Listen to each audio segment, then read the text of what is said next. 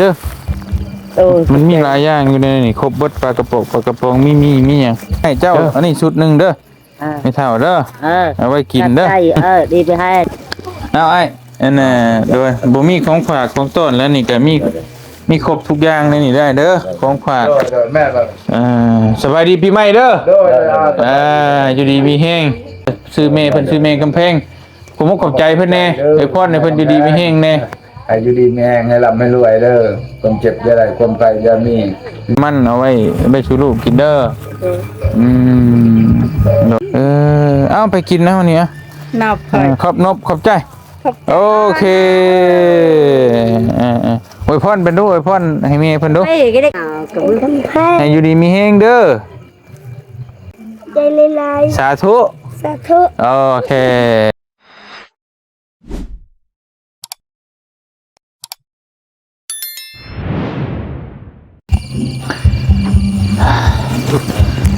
พี่น้องเอ้ยเปิดภาพมาบัดนี้ก็คำมืดตื่นตาคือเก่าเด้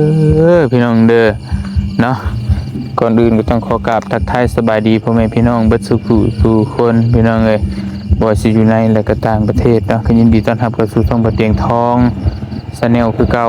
เตียงทองบ้านนาพี่น้องก็บ่ผิดเนาะมื้อนี้เฮาก็ก่อนสิ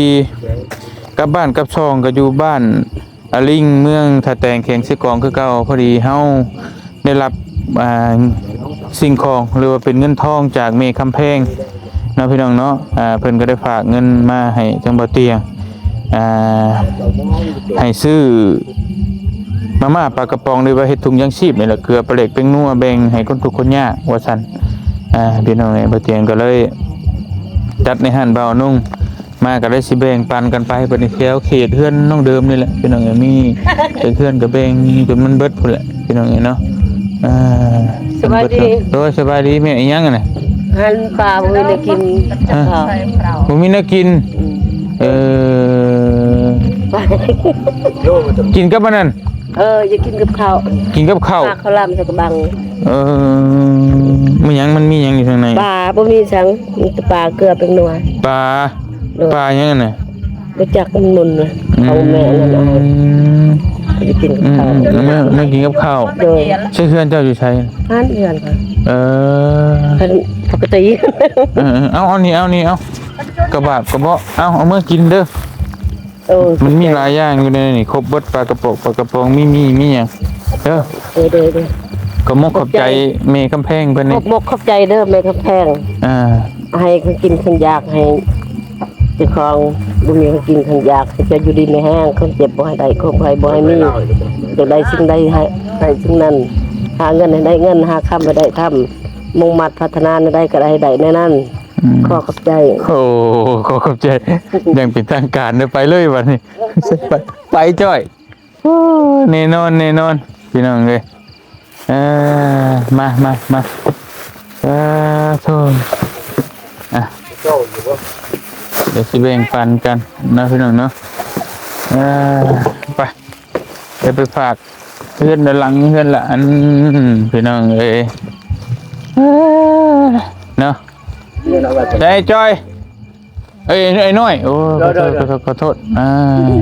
ขึ้นน้องฮะกินน้ำกินน้ำโอ้ยก็คิดว่ากินลาบชอกลาบชิ้นใช่หรอกขึ้นกินน้ำไม่ชื่อกระไรเอาลงยืนลงมาพี่บ่ได้บ่บ่หยอกพี่น้องเลยใช่เพื่อนเจ้าไม่เท่าเพื่อนหลังนี่เนาะเอาขนาดเท่าให้เจ้าอันนี้ชุดหนึ่งเด้อไม่เท่าเด้อเอาไว้กินเด้อดีไปให้โดยมาเท่าเบิดแนวเท่าเฮ็ดเวียกงานขอโทษเด้อมียังนี่ท่องบ่นท่องขายบ่เท่าใดพันกีบ5,000ไปท่องแท้บ่ต้องไทยเว้ยบ่เชื่อหรอกคิดตัวเชื่อว่าเด้อท่องแท้นี่แล้วมีคนไทยลูกแนวมาแล้วก็ปะตะเล็กซื่อเล็กซื่อแนวมันมีท่องคิดตัวนั่นนี่เงินข้ามเกนั่นนี่ เอากัง เอาก็โกง บ่มีเงินก็ตัวเอาโอ้ ใส่ซอยอย่างน้อยครับ เอาอันน่ะอันนี้โอ้เรามีทั้งพี่น้องเลยอันนี้เงินนี่ทองมีทั้งเงินทั้งทองเลยอ๋อคือแน่นอนแท้ไหมเท่า นี่ถึงเทืองนี่ ถึง ถึงเทือง ถึงเทืองคือหยัง ถึงเทืองเป็นมาแล้วปะเนาะมันเป็นกลางลาวได้ดูมาเท่าก็เป็น คือยังไงถึงเทืองคือหยัง เพิ่นมาภาษาเวียด ไปบอกประชาเวียดผู้ปั๊บไปฮอดเวียดผู้นะบัดนี้ บ้า โอ้ยกเอาซ้ำนี่เฮาก็ยังบ่ฮู้เรื่องเลยสิไปฮอดเวียดผู้ บ้องเวียดเป็นนกตรงเสื้องภาษาเวียด ภาษาเวียด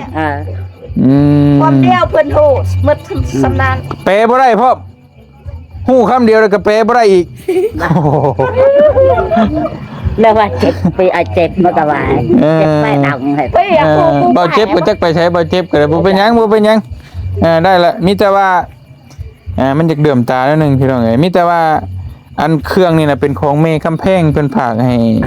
เอาเงินมาให้เฮาซื้อมาให้แบ่งปันกันกิน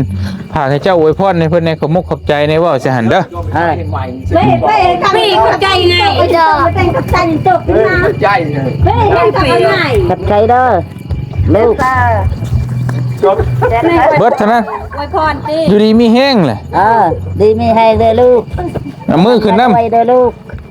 มาลำมาด้วย มาร่ำมารวย ดีมีให้ มาร่ำมารวยนี่คือหยัง มาลำมาด้วยแนวนี้แนวนั้นจะให้แม่เท้า โอเคบ่เป็นหยังพอได้หัวย้อนเนาะ ทำดีว่า โอเคไปกินเล้งเด้อพี่น้อง เต้าอย่า เจอไปยัง นี่1 2นี่เพื่อนหลังนี่พี่น้องเลยไอ้น้อย นายเต้าสิ เฮ้ยยายเพื่อนได้เอ้ยลงมาพี่ก็ได้มา เพื่อนบอก ฮะ ยาเพื่อนหน่อย บ่ยันเพิ่นล็อกยันเพิ่นยังยันออกบ่ได้ยันเมื่อบ่ได้เนาะได้นะ ก้อนก็ได้ ก็ไปขึ้นก็ได้ เพราะว่าก็ชิบุจะขึ้นนี่มันสิหึงนะเอาขึ้นจักหน่อยพอได้ขึ้นหาดให้นั่งพักผ่อนพอมันสิยาวได้บาดนี่น่ะเราก็ยังมายามเบิ่นมาลินน้ำ มาเยี่ยมมายามบ่เอาไอ้อันน่ะโดยบ่มีของฝากของต้นแล้วนี่ก็มีครบทุกอย่างในนี่ได้เด้อของฝาก โดยแม่เรา สบายดีปีใหม่เด้อ โดย อยู่ดีมีแห้งพี่น้องเลยคือกันเนาะอยู่พี่กันเนาะ คือการ ฮดน้ำคือกันท่ากระแป้งคือกัน โดยคือ โอ้ การ พี่น้องเลยมือยังฮอดมือยังผลิตเด้อ 3 มื้อ 3 คืนมาแล้วจังได๋นับแต่วันที่13ก็เรื่องออกปากลง คือกันใช่ไหม13ฮอด15บ่ โดย ไปลิ้นใช้เจ้า บ่ได้ไปเล่นโดยบ่มีเงินไปสั่งเงิน บ้านเนี่ย บ่เป็นสิไปเล่นซองมารถลางบ่มีเงินบ่มีนี่คันไปนำเข้าก็ผู้หนึงได้แสนหนึ่งว้าวค่ารถเนาะบ่มีเงินเฮาเข้าเอาสิกินยังบ่มีเฮาซื้อนี่สิไปเล่นตัวนั้นเองบ่ได้ ไปลิ้นแบบจ้างคารถแสนนึงใช่ป่ะ โดยไปเล่นอยู่ตาดไปกลับแสนหนึง อ๋อ เฮารถเขากินยังบ่มีกันมีเงินแสนหนึงดีกว่าไปซื้อข้าวกิน โอ้ดีเมนคมเจ้า ดีแล้วพี่น้องเลยเขามาขับใจแล้ว โดย ใจดี ซื้อเมคำแพง โดย เพิ่นฝากว่าโอ้ยซื้อของไปฝากไปต้อนในว่าซั่นเด้อซื้อเมเพิ่นซื้อเมคำแพงผมก็ขอบใจเพิ่นแน่ไอ้พ่อในเพิ่นอยู่ดีมีแฮงแน่ อายุดีมีแรงให้ร่ำให้รวยเด้อความเจ็บอย่าได้ความไกลอย่ามีลิ้นปีใหม่นี่ระมัดระวังปลอดภัยก็ใจ สาธุอวยพรดูให้ โอ้เด็กเฒ่าเยอะ เอาอีกเลยเพื่อนจนเลี้ยวหลังหนึงเลย ขอบใจด้วยแม่ดวงอีสังดวงกำแพง เมคำแพง แม่กำแพง ขอบใจจะซื้ออันนั้นสั่ง เนื้อกินเนื้อยากก็ได้ กินเนื้อยาก เออ มาปรับใจมาพามาจะมาตับมาพามาต้อน อยู่ดีมีแห้งตลอดไปตลอดชีวิตเดือนปีใหม่ให้ร่ำให้ด้วยให้โชคให้มานถือเลขเบอร์เจ็บใบได้ใครใบมีตลอดชีวิตสาธุน้อง ลูกเก่งขนาดเพลงบ่าวในละห้องน้อยๆสักนี่ ฮะบ่โดย5 ปีมักเมื่อนั้นเจ้าบ่มีแน่นอนยันเพิ่นคิดว่าเจ้าเนี่ยเพิ่นเบิ่งเองมีสักที่ห้องเพลงเพิ่นไปห้องเพลงเลยลูกอันนั้นน้องเพลงเจ้าอันนี้ลีเอาขนมให้เพิ่นกินฮักแต่แล้วก็จะว่าไปนอนป่าไปปลูกมันคิดฮอดเด้อฟังแต่เพลงเท่านั้นแหละเพิ่นได้เนาะป้าฉันมีแต่สิกลับก่อนเฮาก็ได้เนาะพี่น้องเอ้ยโอ้ยเอ้าอันนั้นได้เด้อขอบมุกขอบใจให้อันนี้เลี้ยงมันปีใหม่เด้อบ่ได้จักอันนั้นจักขวดจักใดน้ำแดงน้ำเขียวให้ฮะให้หน่อยฮะไปอยู่ดีมีแห้งปีใหม่หลังปีใหม่สงกรานต์ไปแล้วจังบ้ากันมาเจอกันเด้อนอนรับพันดีจะได้ว่าเฮือนใหม่ก็ได้พันเห็นเลขเห็นยังอยู่บ่ได้พันเท่านึงพันวันนี้พันว่าหมดเขาบอกวันเมื่อคืนนี้คืนวันนี้ก็เลยโม่ขนาดพวกนั้นเพิ่นว่าเจ้าน้อยอันเพิ่นว่าพวกน้องมาเพิ่นว่ากลับมาบอกภาษาลาวหมู่บ้านน้องเรามันเซ็ตคือเซ็ตแปะเป็นเลขมานี่แหละมาตัวมันสิออกเอาอีหลีมันตอนแรงวันนี่ออกอีหลีเอาอีหลีมาตัวนั้นแต่บ่ได้ชื่ออยู่บ่เลยเขาซื้อ6,000บ่ถึกหลักน้องเอ้ยคันถึกนี่ก็ได้ล้าน1ผู้ 2,000 บ่นี่ก็ซื้อเลขมาตัวนั้นก็ใส่หลัก3เราหลัก0โอ้มันจะเข้าว่าบ่นี่ก็คือว่าสิได้ซื้อกินข้าวนะว่าเป็นตู้เป็นท่าคิดว่าถึกบ่ถึกน้องเอ้ยนั่นแหละแม่จมว่าเพิ่นว่าจะซื้อเลขคือบ่ถึกแล้วก็จะได้ถึกก็บ่ถึกหลักเช่นอะไรเพิ่นก็ยอมเลยพันถึกจับเทื่อซื้อบ่ถึกกูซื้อบ่ถึกปั่นถึกไปเอาได้เราเคยปั่นแล้วก็บ่บอกกันนี่บ่ได้บอกมาอยู่เมื่อคืนนี่ก็บ่บอกนี่โน่เขาก็ลืมน่าโอ้ยซองมานี่ก็บ่กล้ากันกล้าค่อยบอกนี่โอ้ยก็ซื้อถึกบางเทื่อก็มีเงินพวกน้องให้อ้ายคือเรื่องนี้ได้ซื้อถึกคันเขาซื้อนับแต่หลัก0ฮะฮอดหลักอันนั้นหลักเก่าถึกแล้วถ้าบ่มีเงิน6,000บัดเอาซื้อเลย2โตก็บ่ได้ซื้ออีกเคยถึกอยู่บ่เคยถึกเลขบ่โอ้เลย60,000ตอนถึกบ่มีเงินที่สิซื้อตัวนี้แหละตอนนั้นตัวต้นนั้นบ่มีพันมันนี่บอกเฮานี่เด้อเด้อโดยโอ้ยเนาะเบาอยู่แล้วมีเลขเด็ดก็บ่บอกกันเว้ยเราฟังเสื้ออะไรคิวเลยมีมือบอลนะเราเคยคิวได้แบบนั้นโอเคไปชนะเด้อวันนี้ครับวันเด้ออยู่ดีมีเองเจ้าโอ้ดีใจนะแม่ได้เฮือนใหม่แล้วเราได้ด้วยคักแล้วปานนี้มาเบิ่งตั้งแต่พูดบ่ได้เฮ็ดเฮือนแล้วผู้ที่บ่ได้มาติเฮ็ดเฮือนแล้วก็ไปนอนป่ากลับมาลิบน้ำเพิ่นพี่น้องเอ้ยระวังเด้อเฮ็ดขี้ตะไคร้อยู่ทั้งเฮือนนั่นเฮาไปมามื้อบ้านมื้อชื่นนี่ก็ครอบได้นี่แหละบ้านตะลุยแห่งก็ได้ตะลุยแม่ระวังเด้อย่านมันมาแล้วมันยากโอ้ยพอแห้งแหละเพิ่นสิได้ซำนี้ก็บ่ง่าย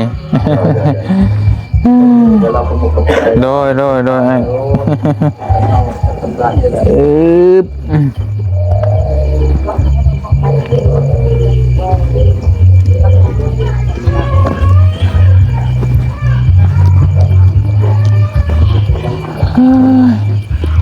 พี่น้องเลยใช่เพื่อนเจ้าอยู่ใช่โอ้มาลินบ่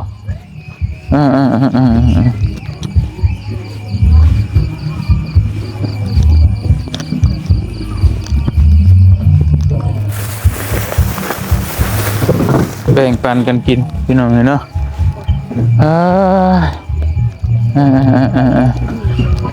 เอาไปกินเด้ออันขอบใจด้วยพี่น้องเลยใช้เฮือนผู้ทางนั่นเฮือนไปเจ้าของเฮือน นี่นี่บ่ บ่เนี่ยดูพุ่น ย่างอยู่ฝนก็ตัดแผนมั้ง ใช่แต่เฮือนอันนี้เพิ่นอยู่ใช้เฮือนเพิ่นอยู่ นี่นี่ หึ ก็ตัดเดียว บอกเยอะ ปลาก้อนตี้กอกฮะเว้ยเนาะคือสิมักคักเนาะหอมอยู่แต่มันเข้าคลิปเฮาบ่ได้ก็มันน่ะทำได้เฮาก็สิสูบน้ำซะดอกโอ้โอเคอืม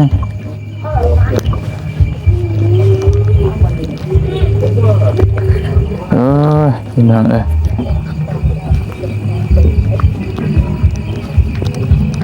อันนี้เฮือนน้องบ่พากันอยู่กับไผอยู่กับทุกคนสบายดีดูสบายดี3 คนกับไผนี่ กับครัวกับลูก ลูกคนหนึ่งบ่อาจจะได้ลูกคนหนึ่งใช้ลูกเด้อันนี้มันคือหลายเด้จะลูกคนใดนี่โอ้โหอันนี้มื้อนี้ไอ้มีถุงยังชีพมาฝากเด้อมันสิมีครบอยู่ในนี่มีเกลือปลาเด็กเป็งนัวปลากระป๋องมีเด้อน้ำหมอกน้ำมันเอาไว้ชูลูกกินเด้อโดยเป็นอันน่ะของเมฆคำแพงเพิ่นผากมาให้ผากอวยพรให้เพิ่นก็มุกขอบใจให้เพิ่นในเว้าอยู่นี่เด้อ เด้อแม่คำแพงที่พักเที่ยงมาให้ ให้เพิ่นอยู่ดีมีแฮง ขอให้อยู่ดีมีแหงเด้อ ความเจ็บจะได้ความไข่จะมี บ่ได้สงสัยจะมี สาธุ สาธุ เอาขึ้นไปไหว้ก่อนไปไปพี่น้องเอ้ยแบ่งปันกันกินน้ำมูกไก่เลยต่างคนก็ต่างบ่มีปานใดแต่ว่าพ่อก็เอาพ่อเอาเปะแล้วซั่นแหละเพื่อนนี่ได้แล้วพี่น้องโอ้ย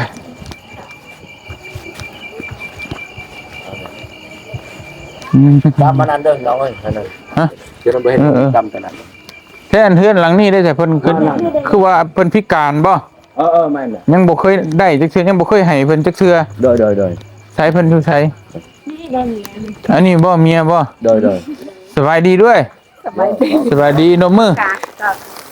ใช่ว่าผู้ได้พิการ คือจะเพิ่นไปเล่นเพราะว่าเพิ่นมัน จะไป ไป ใส่ ไปเล่น พิการยังไปลิ้นได้ ได้ พิการไปได้พิการหยังแล้วพิการหยัง พิการอยู่อันนั้น ฮะ ยหลัง โจ อยู่หลังอันนี้พวกนี้บ่ไม่ทับไปกิน โดน อย่าได้ถือได้บ่กะเด้อเอาไปกินนะวันนี้อ่ะ นับไป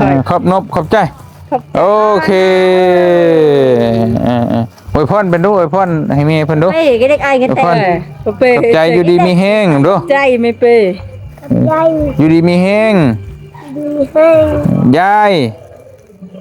Cứ lấy cặp lấy ยายคำแพง ta bạ lấy cặp với thằng ให้ phe อยู่ดีมีแห้งเด้อ nó đỉnh ta lời bên cầm sẵn ขอบใจหลาย đây lên lại ๆสาธุ sa thước โอเคดีเก่งพอได้อยู่ไปเอาขึ้นไปไว้พี่น้องเลยนี่แต่เด็กน้อยมันเคยได้กินขนมมีอยู่บ่ขนมในรถเฮาโอ้ยพี่น้องเอ้ยเนาะเอาขนมบ่เด็กน้อยมาเอาขนมมา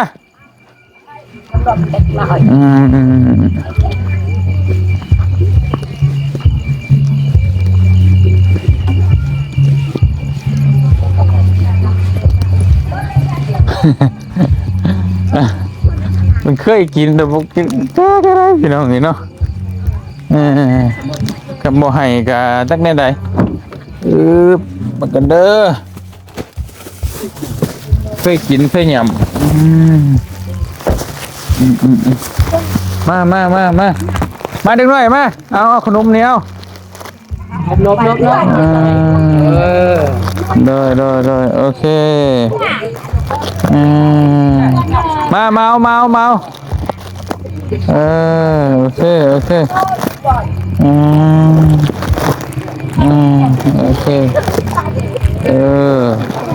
โดย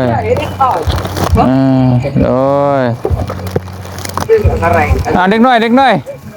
เต้าคนหนาวเต้า เอาให้ยังเป็นยังไงตัวนั้นจังให้ มันข้าวคนหนาว เนี่ยจะได้ขนมมาอีกแมวมีอีกว่าเอาไปให้ร้านเจ้าฮะ อ้าวขอบใจครับเงาเย็นๆ เอาไปหลายคนไปแบ่งกัน ใช่อันนั้นเด้ทั้งลูกเจ้ามีอันนั้นเด้มาเอาไหม เราพัดไปบ้านเปล่า หึ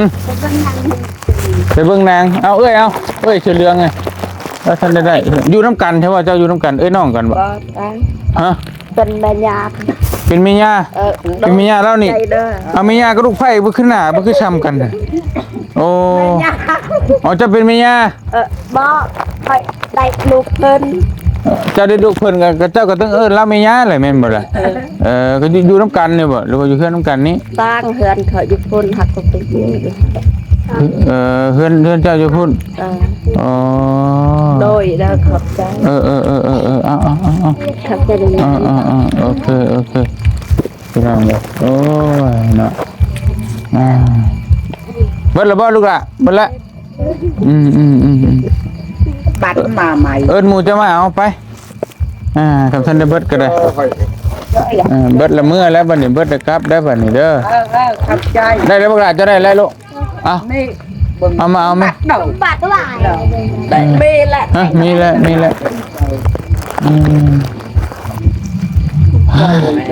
เอาโหไอ้บ้ามันบูบาทไอ้บ้าโหโจ้ เบิดละก็เมื่อบาดนี้กลับเด้อบัดนี้เด้ออยู่ดีมีแห้งสบายดีปีใหม่เด้อโอ้ เดนำกัน ให้ผ่อนให้ผ่อนบ้าน ให้มาเล่นบุญไปใหม่อยู่บ้านเองให้เฮาไทยถึงให้เมื่อแต่เล่าทอดไทย มีแต่หลังปีใหม่พี่แล้วสิมาจัดการมาเบิ่งเรื่องอันนั้นเฮ็ดเฮือนน้องเดิมกันเด้อเดี๋ยวนี้ก็ไปลิ้นปีใหม่ก่อนพี่น้องเอ้ยไปฉันกลับก่อนบัดนี้เนาะอยู่ดีมีแฮงเด้อเอ้ยเด้อเบิดทุกผู้ทุกคนพี่น้องเอ้ย ไม่ได้มามื้อนี้หยัง ฮะ ไม่ได้มาเดี๋ยวนี้มาบ่มา บ่ได้มาน่ะปีใหม่เลยมิดปีใหม่เพิ่นแล้ว ข้าวตาเมื่อบ่า มิดปีใหม่เพิ่นสิมาลังเทื่ออาจจะให้ทั้งทุบ่าวนุ่งมาเบิ่งแทนเพราะว่าเพิ่นอยู่ใกล้ได้อยู่ท่าแตงนี้แต่ว่าเฮาอยู่สวรรค์น่ะมากกะมันก็ดนๆสิมาเทื่อนึงอุ้มจอยแหวน ขับใจขับใจ โดยให้ พี่น้องเอ้ยไปซะสำหรับคลิปนี้ก็บ่เตียงขอตัวจบคลิปก่อนทางทีมงานพี่น้องเนาะตึมอยู่ บ่เป็นหยังเพลงเพิ่นเปิดเพลงธรรมชาติ กิบก่อนนะเนาะ โดย ปีใหม่มื้อนึง ไปซะพี่น้องเอ้ยบ่เตียงก็ขอตัวเดินทางกลับก่อนบัดนี้ก็มื้ออื่นเจอกันก็สิเดินทางกลับแต่ว่ามื้อนี้ก็ไปพักอยู่ชาแตงก่อนมันดึกมันดื่นแล้วพี่น้องนี่เนาะอยู่ดีมีแฮงไปสุขทุกคนพี่น้องเอ้ยไปสำหรับคลิปนี้บ่เตียงขอตัวจบคลิปเป็นเพียงเท่านี้ก่อนขอบใจขอบคุญขอบคุณหลายๆทางเมย์กำแพงที่เพิ่นฝากเครื่องฝากของมาให้แจกจ่ายให้กับพี่น้องคนทุกคนยะอยู่ทางบ้านทางเมืองเฮาเนาะขอให้อยู่ดีมีแฮงสบายดีปีใหม่เด้อแม่เด้อขอให้อยู่ดีมีแฮงความครอบครัวความเจ็บจะได้ความไข้จะมีขอให้ร่ำให้รวยให้โชคให้มาเนาะสาธุสำหรับคืนนี้ไปก่อนแล้วบ๊ายบายเด้อเจอกันมื้ออื่นพี่น้องเอ้ยไป